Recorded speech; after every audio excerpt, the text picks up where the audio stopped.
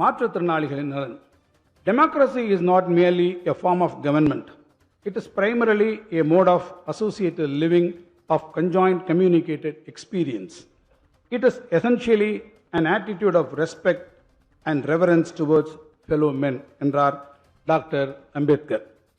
மாற்றுத்திறனாளிகளின் வாழ்வாதாரத்தை மேம்படுத்தும் இந்த அரசு அவர்களுக்கு உரிய அதிகாரம் கிடைத்திடுவதற்கான நடவடிக்கைகளை மேற்கொண்டு வருகிறது.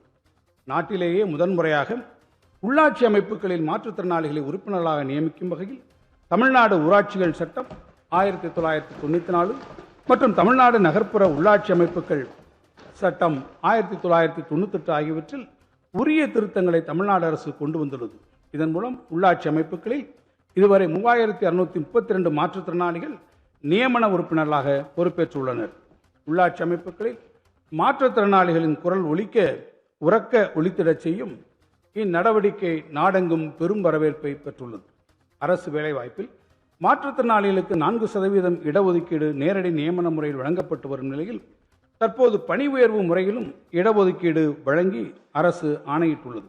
தங்களை தாங்களே பராமரித்திட இயலாத மாற்றுத்திறனாளிகளின் குடும்பங்களுக்கு மாதந்தோறும் 2000 ரூபாய் பராமரிப்பு தொகையாக வழங்கப்பட்டு வருகிறது. மேலும் மாற்றுத்திறனாளிகளுக்கான மாதாந்திர உதவித்தொகையை 1000 ரூபாயிலிருந்து 1500 ரூபாயாக அதிகரித்ததன் மூலம் 8,52,680 மாற்றுத்திறனாளிகள் பயனடைந்து வருகின்றனர்.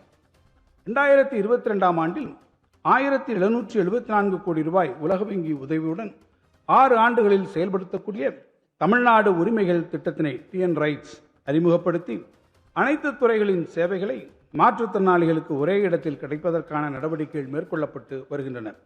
புற உலக சிந்தனை இல்லாதவருக்கு ஒருங்கிணைந்த மறுவாழ்வு சேவைகளை வழங்கிடும் வகையில் உயர்திறன் மையம் ஒன்று சென்னையில் அமைக்கப்பட்டுள்ளது.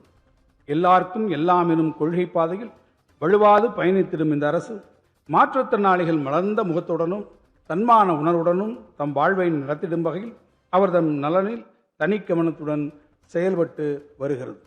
மாற்றுத்திறனாளிகள் நலனுக்கு 2021-22 ஆண்டில் 814 கோடி ரூபாய் ஒதுக்கீடு செய்யப்பட்டது.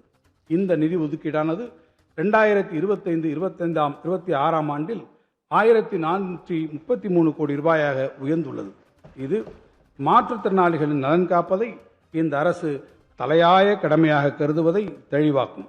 இந்த இடைக்கால வரவு செலவு திட்ட மதிப்பீடுகளில் மாற்றுத்திறனாளிகள் நலத்துறைக்கு 1471 கோடி ரூபாய் ஒதுக்கீடு செய்யப்பட்டுள்ளது.